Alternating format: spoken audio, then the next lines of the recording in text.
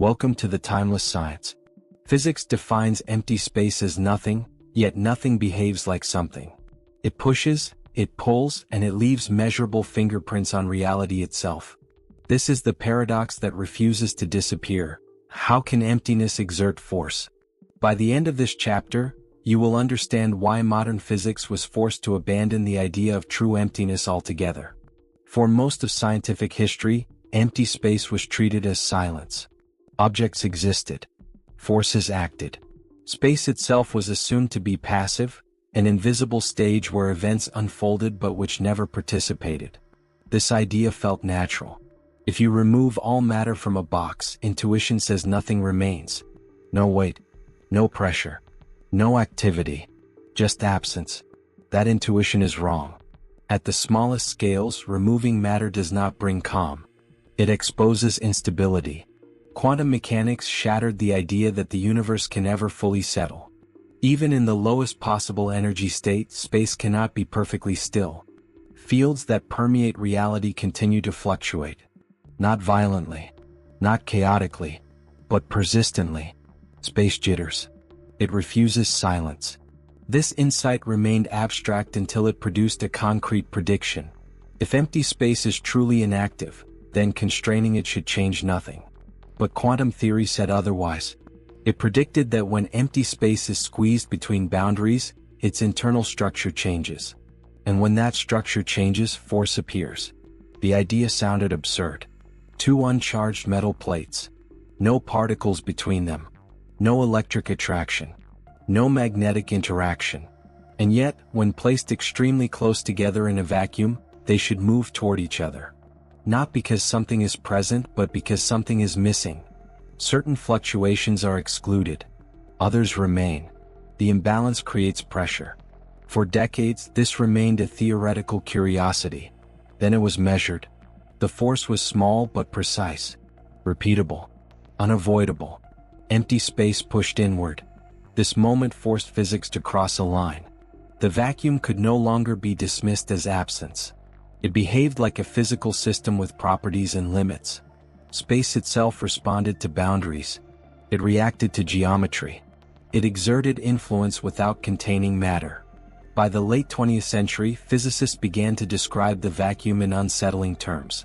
Not empty, not calm, not neutral, but restless. Permanently active, even at its quietest possible state. The comforting idea of emptiness collapsed. Removing matter did not remove physics. It stripped reality down to its scaffolding.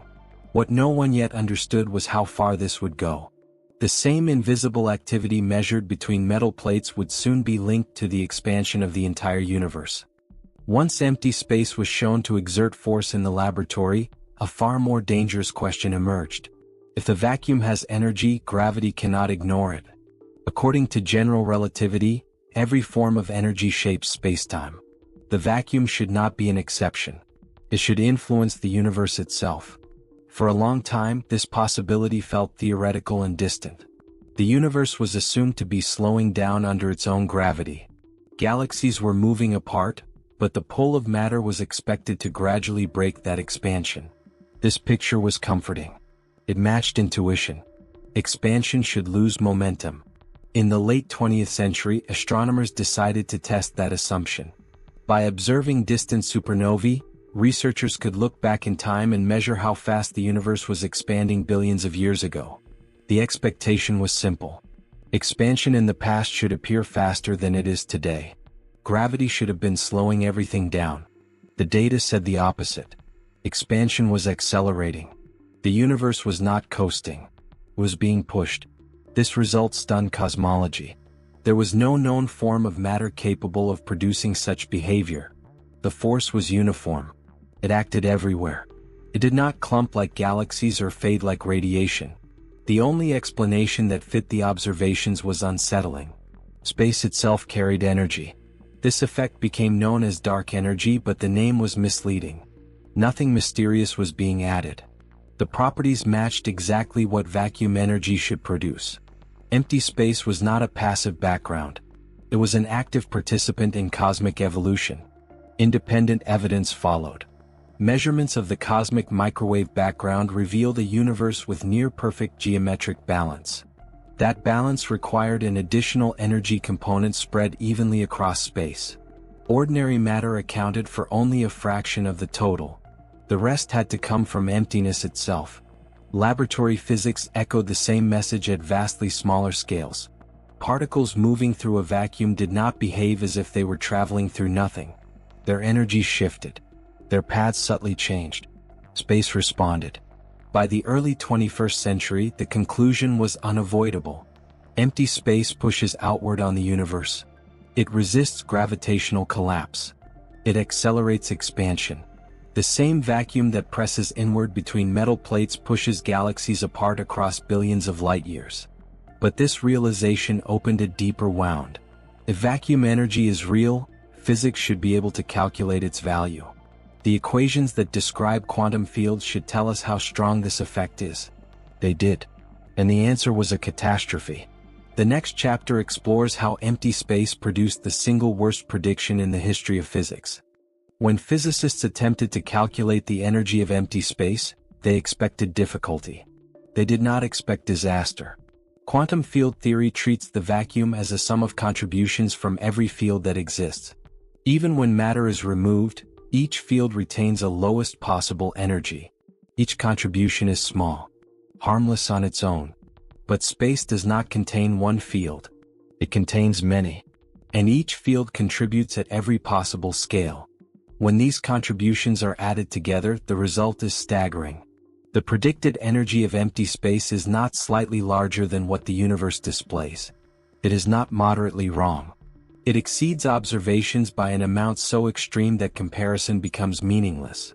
The gap is not a factor of 2 or 1,000. It is a difference of roughly 120 orders of magnitude. This is not a rounding error. It is not a missing term.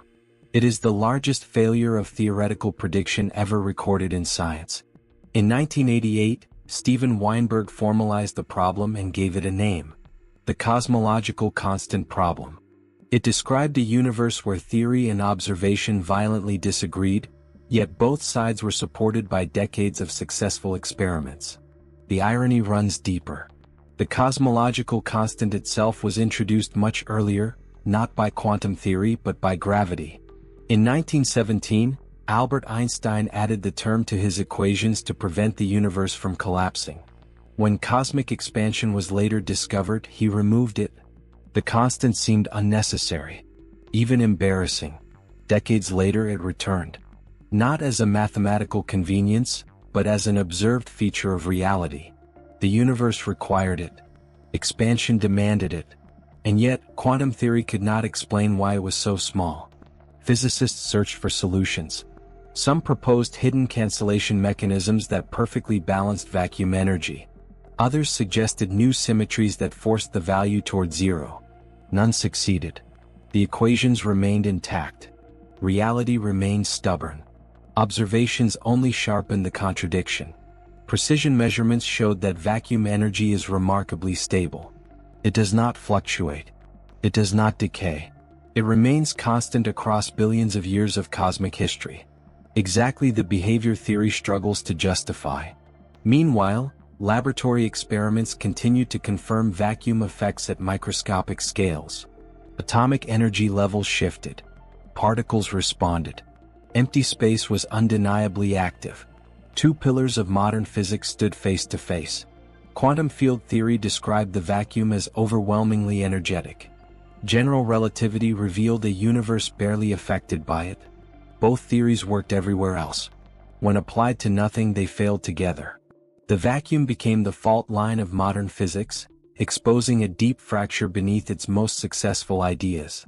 The final chapter confronts the implications of that fracture, and why empty space may be pointing toward a deeper theory still waiting to be discovered. Faced with a prediction that failed by 120 orders of magnitude, physicists were forced to reconsider something more uncomfortable than a broken equation. The problem might not lie in the calculations. It might lie in the assumptions beneath them. One possibility emerged from an unexpected direction. In the late 1990s, physicist Ted Jacobson showed that Einstein's equations could be derived from thermodynamic principles. Gravity in this view was not fundamental.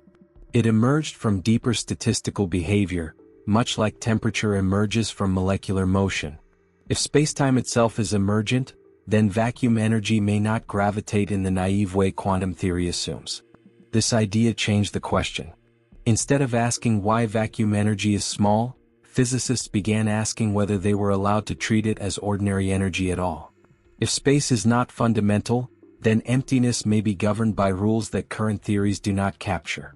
Another approach reframed the mystery entirely. In 1987, Steven Weinberg proposed that the observed value of vacuum energy might be constrained by structure. If vacuum energy were much larger, the universe would expand too rapidly for matter to clump. Galaxies would never form. Stars would never ignite. Observers would never exist. The value we observe may not be predicted. It may be selected. This reasoning did not solve the problem, but it explained why extreme values are absent. It suggested that vacuum energy sits at the edge of possibility, just small enough to allow a structured universe to exist. Observations continued to reinforce restraint. Across billions of years, vacuum energy showed no signs of decay or variation. It remained uniform, stable, and persistent. Whatever its origin, it behaved like a fixed condition of spacetime itself. The meaning of emptiness had fully transformed. The vacuum was not a substance filling space. It was a state of space. It defined how fields behave, how forces propagate, and how geometry evolves. Removing matter did not simplify the universe. It exposed its framework. By the early 21st century, the vacuum became a diagnostic tool. Any future theory unifying quantum physics and gravity must explain why empty space behaves the way it does. The vacuum was no longer background. It was evidence. The paradox did not end with resolution. It ended with a boundary. Physics can measure vacuum effects with extraordinary precision, yet cannot explain their origin. This gap is not failure. It is a signal. The universe refuses to be empty because emptiness itself is physical. Goodbye. Thank you for listening. Perhaps, see you in the next frame of understanding.